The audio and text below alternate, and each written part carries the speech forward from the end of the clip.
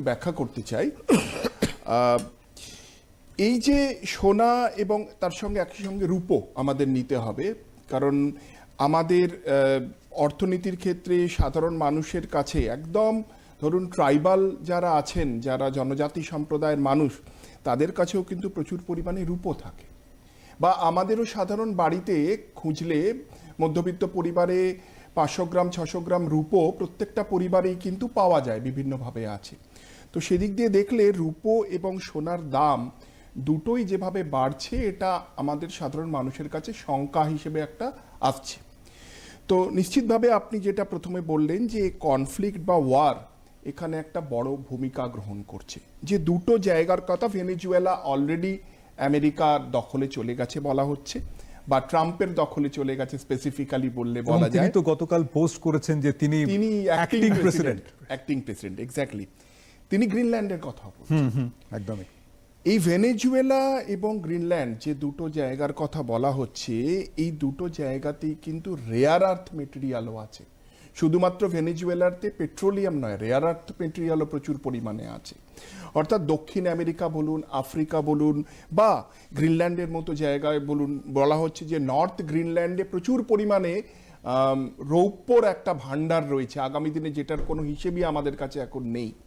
তো এই সমস্ত জায়গাগুলোর ওপরে যাদের দখলে থাকবে, বিশেষ করে রেয়ার আর্থ মেটেরিয়ালে যাদের দখল থাকবে, তারা আগামী দিনে এগোবে।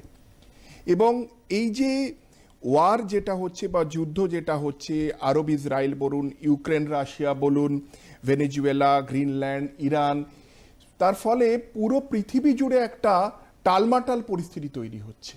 সেখানে পেপার কারেন্সির, যদি ডলারের দিকে আমরা তাকাই, আমাদের দেশে হয়তো টাকার সঙ্গে ডলারের মানের পার্থক্যের ইন্ডিয়ান কারেন্সি পেছনে পিছিয়ে পড়ছে, কিন্তু ডলার খুব ভালো পরিস্থিতিতে নেই। বহু দিক দিয়ে বিচার করলে দেখা যাবে ডলার এখন ভীষণ খারাপ অবস্থায় রয়েছে। তো আগামী দিনে যে কোনো সময় ধস নামতে পারে ডলারের ক্ষেত্রে। সেক্ষেত্রে যারা ইনভেস্ট করবেন, সাধারণ মানুষ থেকে যারা বিষয় জানেন, বা বিভিন্ন দেশের সরকার, তারা এখন সবাই মেটালের দিকে ঝুঁকে পড়েছেন। তার ফলে প্রচুর পরিমাণে মেটাল পারচেস করা হচ্ছে। ফিনান্সিয়াল স্টেবিলিটি, ব্যাংকিং ক্রাইসিস তারপরে সারা পৃথিবী জুড়ে ছড়িয়ে পড়েছে। যে কিছু আমরা জানি যে যখন এই ওয়ার, ইউক্রেন রাশিয়া ওয়ার হচ্ছিল, এই ওয়ারের সময়তে যে টাকা ন্যাটো কান্ট্রিগুলোতে গচ্ছিত রাখা ছিল, সেটা সিজ করে নেওয়া হলো। রাশিয়ান টাকা বেআইনিভাবে সিজ করা হলো। শুধু সিজ করা হলো সেটা নয়, তারপরে সেই টাকার একটা অংশ ইউকে থেকে দিয়ে দেওয়া হলো ইউক্রেনকে, যার সঙ্গে রাশিয়ার যুদ্ধ হচ্ছে। রাশিয়ান টাকাতে তাদের অস্ত্র সাপ্লাই হলো ইউক্রেনেতে।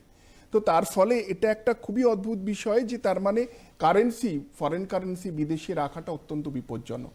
তাই মেটালের দাম, এটাও একটা গুরুত্বপূর্ণ, যে মেটাল একটা জিনিস যেটা আমার কাছে থাকলে সেটা আমারই এটা থাকবে, এরকম একটা জিনিস।